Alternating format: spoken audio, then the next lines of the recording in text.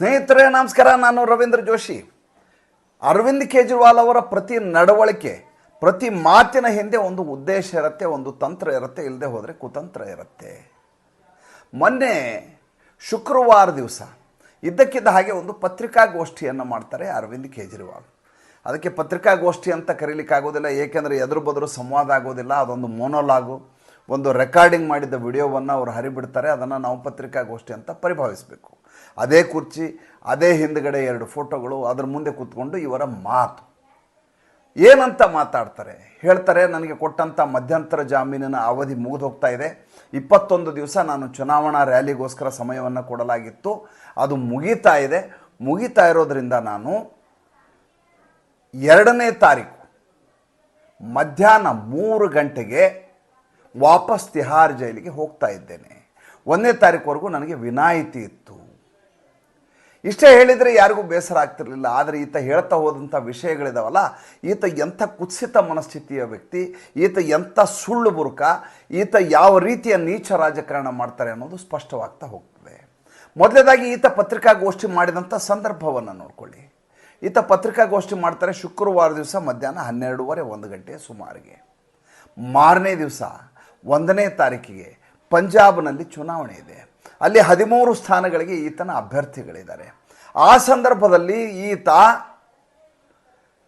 2ನೇ ತಾರೀಕಿಗೆ ಹೋಗ್ತಾ ಇರುವ ಕುರಿತು, ಭಾನುವಾರ ದಿವಸ ಮಧ್ಯಾಹ್ನ ಜೈಲಿಗೆ ಹೋಗ್ತಾ ಇರುವ ಕುರಿತು ಭಾವೋದ್ವೇಗದಿಂದ ಭಾವುಕನಾಗಿ ಕಣ್ಣೀರು ಬರುವ ಹಾಗೆ ಮಾತನಾಡುವ ಮೂಲಕ ಚುನಾವಣೆಯಲ್ಲಿ ಮತ ಗಳಿಸುವಂಥ ಒಂದು ಕಸರತ್ತನ್ನು ಈತ ಮಾಡ್ತಾನೆ.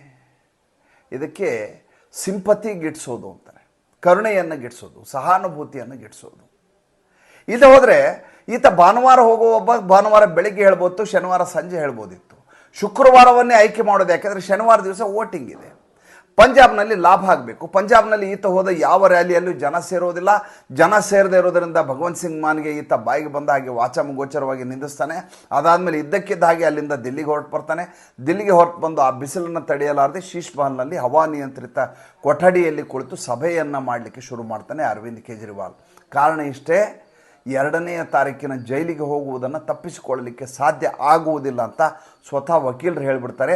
ಸುಪ್ರೀಂ ಕೋರ್ಟು ರಿಜಿಸ್ಟ್ರಿ ಏನಿದ್ದಾರೆ ಅವರು ಈತನ ಕೇಸನ್ನು ಲಿಸ್ಟಿಂಗ್ ಮಾಡಲಿಕ್ಕೆ ಒಪ್ಪೋದಿಲ್ಲ.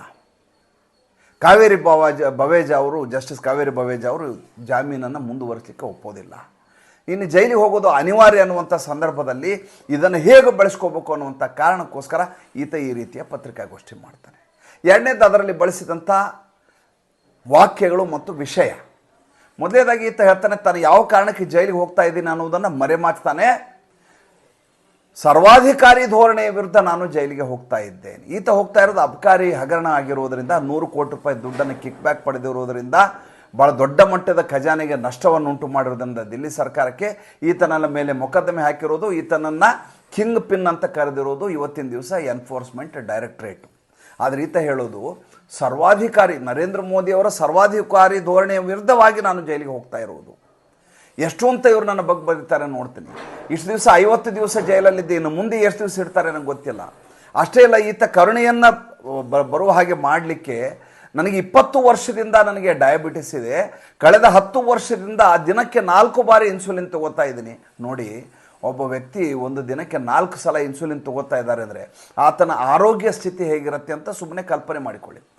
ಇನ್ಸುಲಿನ್ ಪ್ರಮಾಣವನ್ನು ಈತ ಹೇಳಿದರೆ ನಾನು ಒಪ್ಕೋತಿದ್ದೆ. ದಿನ ಪ್ರತಿ ಸಲ ಊಟ ಮಾಡೋಕ್ಕಿಂತ ಮುಂಚೆ ನಾನು ಇನ್ಸುಲಿನ್ ತೊಗೊಂಡು ಊಟ ಮಾಡ್ತಾ ಇದ್ದೀನಿ ಅಂತ ಹೇಳಿದರೆ ಒಪ್ಪೋದೇ ಇದೆ.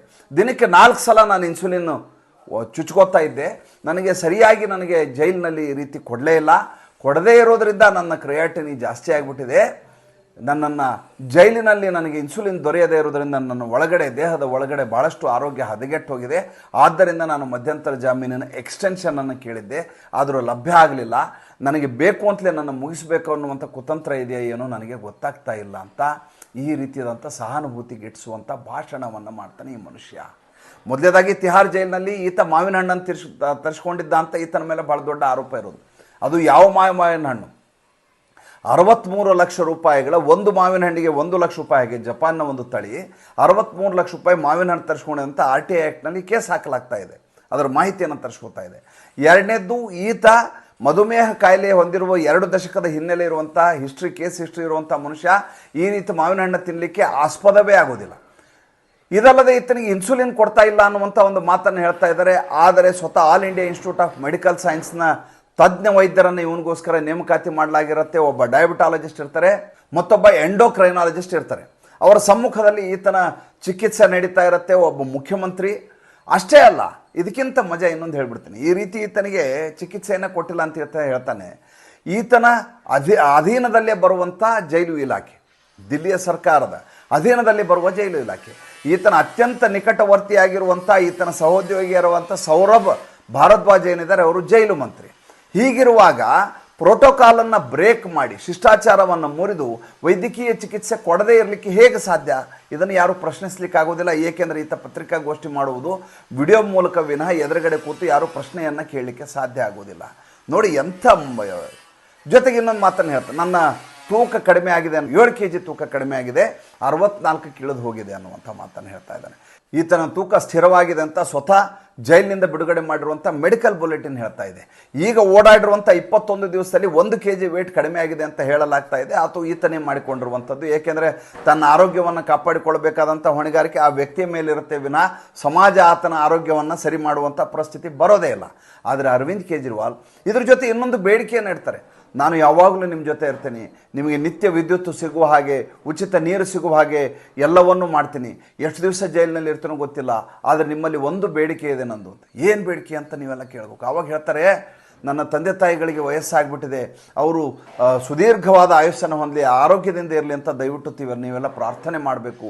ನನ್ನ ತಂದೆ ತಾಯಿಯನ್ನು ಬಿಟ್ಟು ಹೋಗ್ತಾ ಇದ್ದೀನಿ ಅನ್ನುವಂಥ ಮಾತನ್ನು ಈ ಮನುಷ್ಯ ಹೇಳ್ತಾರೆ. ಈತನ ತಂದೆ ತಾಯಿ ಈತನ ಜೊತೆಗೆ ಇಲ್ಲವೇ ಇಲ್ಲ, ಬಂದು ಹೋಗಿ ಮಾಡ್ತಿರ್ತಾರೆ ಶೀಶ್ ಮಹಲ್ಗೆ. ಆದರೆ ಪ್ರತಿಯೊಂದನ್ನು ಹೇಗೆ ಈ ಮನುಷ್ಯ ಬಳಸ್ಕೊಳ್ತಾನೆ ಅನ್ನೋದಕ್ಕೆ ಇದಕ್ಕಿಂತ ಒಳ್ಳೆಯ ಉದಾಹರಣೆ ಇಲ್ಲ. ಆದರೆ ಮಜಾ ನೋಡಿ, ಈಗ 2ನೇ ತಾರೀಕು ಮಧ್ಯಾಹ್ನ 3 ಗಂಟೆಗೆ ಹೋಗ್ತೀನಿ ಜೈಲಿಗೆ ಅಂತ ಹೇಳ್ತಾ ಇದ್ದಾರೆ. ಹೋಗುವ ದಾರಿಯಲ್ಲೇ ಪ್ರಜ್ಞೆ ತಪ್ಪಿ ಬಿಟ್ಟಂಥ ನಾಟಕವನ್ನು ಮಾಡಿ ಹಾಸ್ಪಿಟ್ಲಿಗೆ ಅಡ್ಮಿಟ್ ಆದರೂ ಏನು ಅಚ್ಚರಿ ಪಡಬೇಕಾಗಿಲ್ಲ. ಈತ ರ್ಯಾಲಿ ಮಾಡುವಾಗಲೇ ಈ ರೀತಿಯ ನಾಟಕ ಮಾಡ್ತಾನೆ ಅಂತ ನಾನು ಪರಿಭಾವಿಸಿದ್ದೆ. ಅದ್ಯಾಕೋ ಅಂಥ ನಾಟಕಗಳನ್ನು ಈ ಮನುಷ್ಯ ಮಾಡಲಿಲ್ಲ. ಈತ ಜೈಲಿಗೆ ಹೋಗಿ ಸಹಿ ಹಾಕಿ ಒಳಗಡೆ ಬ್ಯಾರಕ್ ಒಳಗಡೆ ಹೋಗುವವರೆಗೂ ಈತ ಜೈಲಿಗೆ ಹೋಗ್ತಾನೆ ಅಂತ ನಂಬಿಕೆಯನ್ನು ಇಡಲಿಕ್ಕೆ ಸಾಧ್ಯ ಆಗೋದಿಲ್ಲ. ಈತನ ಪ್ರತಿ ಪ್ರಕ್ರಿಯೆ ಎಲ್ಲವೂ ಕೂಡ ಅನುಮಾನಾಸ್ಪದ, ಸಂದೇಹಾಸ್ಪದ ಮತ್ತು ಎಲ್ಲವೂ ಸತ್ಯಕ್ಕೆ ದೂರವಾದಂಥ ನಿಲುವುಗಳನ್ನು ಹೊಂದಿರುವಂಥ ಮನುಷ್ಯ. ಈತ ಜೈಲಿಗೆ ಹೋಗುವವರೆಗೂ ಈತನನ್ನು ನಂಬಲಿಕ್ಕಾಗೋದಿಲ್ಲ. ಮತ್ತೆ ಮುಂದಿನ ಸಂಚಿಕೆಯಲ್ಲಿ ಮಾತಾಡ್ತೀನಿ. ಸಂಚಿಕೆ ಇಷ್ಟ ಆಗಿದ್ದರೆ ಲೈಕ್ ಮಾಡಿ, ಫಾಲೋ ಮಾಡಿ, ಶೇರ್ ಮಾಡಿ. ನಮ್ಮ ಮುಕ್ತ ಪತ್ರಿಕೋದ್ಯಮಕ್ಕೆ ದಯವಿಟ್ಟು ಆರ್ಥಿಕವಾಗಿ ಬೆಂಗಾವಲಾಗಿ ನಮಸ್ಕಾರ.